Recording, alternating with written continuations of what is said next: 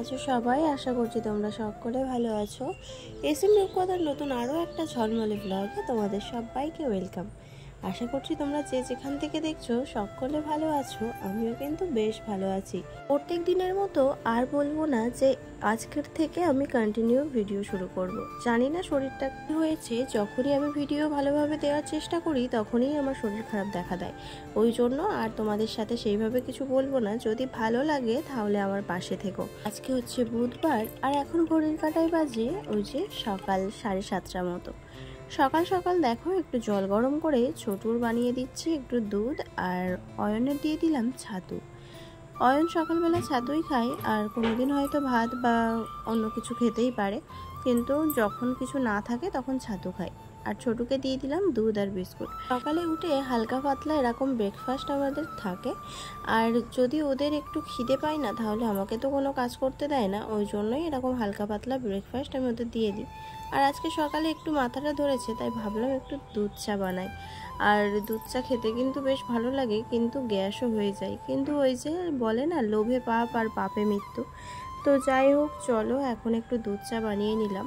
আর আমার একার জন্যই বানিয়েছি, মা যেহেতু রুটি খেয়েছে উনি খাবেন না, ওই জন্য আমার একার জন্যই বানিয়ে নিলাম। তো চলো এখন ছোটু আর আমি বসে বসে একটু চা আর বিস্কুট খেয়ে নিই। আর একটু প্যাকেটে নিমকি আছে দেখলাম, তো ছোটুকে বললাম খেতে, তা ও বলছে আমি এখন খাবো না, ওই জন্যই আমি খেয়ে নিচ্ছিলাম। সকাল সকাল উঠে দেখো বদমাইশি কিন্তু শেষ থাকে না। ওই যে পিছনে চেয়ার উল্টে আছে, সাইকেল নিয়ে ধাক্কা মারছিল, তো এই সব ওদের চলতেই থাকে সারাদিনের জন্য। আর আমার তো ঘর বাড়ি গোছানো ক্ষণিকের, মানে এই গোছাচ্ছি আর এই আর এক দিক থেকে এসে নোংরা করে দিল। তো যাই হোক, ছোট ছোট ছোট বাচ্চারা থাকলে তো এইরকম করবে, তাই না? তো চলো এখন চাটা খেয়ে নিয়ে আর রান্না বসাবো। ওই জন্য ভাবলাম যে মশলাপাতি নিয়ে আর ওই বাইরের উনানটা ধরাবো। সবসময় তো আর গ্যাসে রান্না করা যায় না, আর যেহেতু আমাদের এখানে কাঠপাতার তো অভাবই নেই, ওই জন্যই বাইরে রান্না করব। আর শরীরটা কদিন খারাপ ছিল বলেই আমি কিন্তু গ্যাসে রান্না করছিলাম। আর আমার গ্যাসের থেকে কাঠে রান্না করতে কিন্তু খুবই ভালো লাগে, ওই জন্য নিজে নিজেই যতটা পারি যেমন পারি উনান টুনান বানিয়ে রান্না করতে থাকি। মশলার কৌটোটা নিতে এসে দেখছি যে নুন ঢালা নেই, তাই জন্য নুনটা ঢেলে নিলাম বড় পাত্রে। আর এই যে ছোট পাত্রে আমার একটু একটু করে সব মশলাই থাকে, ওই জন্য আমার ছোট ছোট কোনো কৌটো থাকে না, আমার একটার মধ্যে অনেকটাই মশলা ধরে যায়। তো চলো এখন যাব বাইরে রান্না করতে। তো বাইরে রান্না করতে গেলে না সবগুলোই বয়ে বয়ে নিয়ে যেতে হয়, কেননা বাইরে তো ঘরটা ভাঙা হয়ে গেছিলো আর ওখানে কোনো কিছুই রাখা হয় না, ওই জন্যই। তো চলো এখন ভাত করব, সেই ভাতের চাল টাল ধুয়ে নিয়েছি, গিয়ে ভাতটা বসিয়ে দিয়ে তারপরে সবজি কাটবো। আর এখন যেহেতু 11টা বাজতে যাচ্ছে আর রোদ কিন্তু এই সময়ই আসে এই জায়গাটায়, ওই জন্য দেখো বাবা ওই মাথার উপরে একটু চাল মতো করে দিয়েছে বস্তা দিয়ে, আর বড়দি এখন যাচ্ছে ফুল তুলতে। উনানটার রাত্রিবেলা গোবর দিয়েছিলাম, দিয়ে রান্না করেছিলাম, তো ওই জন্য সকালবেলা আর গোবর দেওয়া হয়নি, তাই কালি কালি মতো দেখা যাচ্ছে। তো যাই হোক, চলো এখন উনানটা ধরিয়ে নিই। আর আমি কাগজ বা প্লাস্টিক এইসব দিয়েই কিন্তু উনান ধরাই। আগে কি করতাম বলো তো, ওই বাড়িতে কেরোসিন তেল থাকতো, তাই একটুখানি ওই ছড়িয়ে দিয়ে আর দেশলাই দিয়ে দিতাম, আগুন ধরে যেত। কিন্তু এখন তো কেরোসিন আর তোলা হয় না, আর কাঠটাও হারিয়ে গেছে, ওই জন্য এখন এই প্লাস্টিক ধরিয়ে দিই। তো এতেই দেখছি বেশ তেলও লাগে না, আর উনানটাও বেশ ভালোভাবেই ধরে যায়। তো দেখো অনেকটাই কিন্তু প্লাস্টিক দিয়েছিলাম, তাই জন্য কতটা আগুন ধরে গেছিলো। আর এসে আবার উপর থেকে ছোট ছোট দুটো কাঠ দিয়ে দিলাম, যাতে এই কাঠগুলো ধরে যায়, তাই জন্য। আর ভাতের তো চাল ধোয়াই ছিল, তো ভাতটা বসিয়ে দিলাম। আর ওদিকে কি করছে বলো তো, ছোটু, বাবা, মা সবাই সবেদা পাড়ছে। গাছে সবেদা হয়েছিল, তো আকশির জন্য না পাড়া হচ্ছিল না, ওই জন্য কাকাদের বাড়ির থেকে এই যে কাঁচি বাঁধা এই লগাটা নিয়ে আসা হয়েছে। তো কাকা এসছে, এসে একটু পেরে দিচ্ছিল, অনেকটা উঁচু তো, আর আমি রান্না করছিলাম, আর বাবা তো উঁচুর দিকে তাকাতে পারে না, ওই জন্যই কাকা ভেঙে দিচ্ছিল।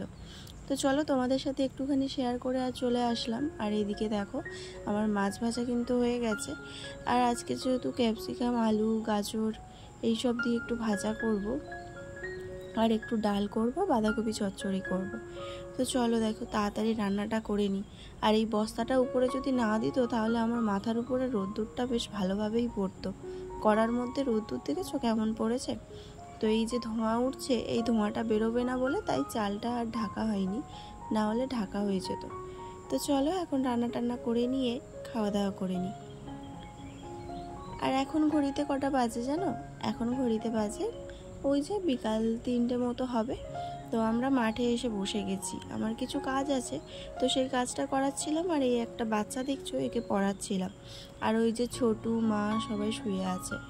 এই কদিন বেশ গরম দিয়েছে, ওই জন্য ঘরের মধ্যে আর শুতে পারছি না।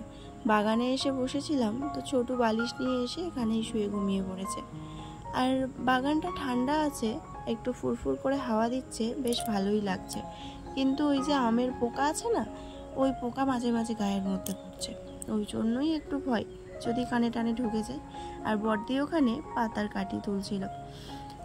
আর তারপরে সন্ধ্যেবেলা বাড়ি টাড়ি চলে আসলাম, এসে বাড়ির যে কাজকর্মগুলো থাকে সেগুলোই সেরে নিয়েছিলাম। নিয়ে রাত্রিবেলা তো আর রান্না ছিল না, তো ছোটুকে নিয়ে এই যে পড়তে বসিয়েছি। আর অয়নের আজকে 7টার থেকে পড়া ছিল, এখন ঘড়িতে 8টা বাজে, ওর ছাড়বে 10টার দিকে। আর বাবাও গেছে ঘোষপাড়ায়, ওই যে একজন মারা গেছিল তাই রামায়ণ গান দিয়েছে, তাই শুনতে গেছিল। তো যাই হোক চলো এখন ছোটুকে একটু পড়িয়ে নিই।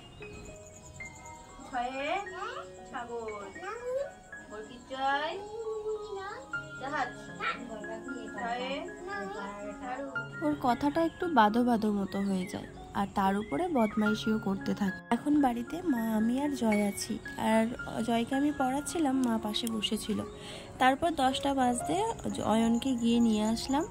আর এই যে আজকে একটু ডিম সিদ্ধ, আলু সিদ্ধ আর একটু মাছের তরকারি ছিল, তাই দিয়েই কিন্তু ভাত খেয়ে নিচ্ছি। আর বাবা এখনও বাড়িতে আসেনি, তাই আমরা 3জন ভাত খেয়ে নিয়ে আর শুয়ে পড়বো। বাবার ভাতটা বাবার ঘরেই দিয়ে আসবো। আর এখানে দেখো কচুরমুখী দিয়ে মাছের তরকারি আছে, পটল ভাজা আর বাঁধাকপি ভাজা, আমের চাটনি, এইসব দিয়েই রাত্রে খাবার হয়ে যাচ্ছে।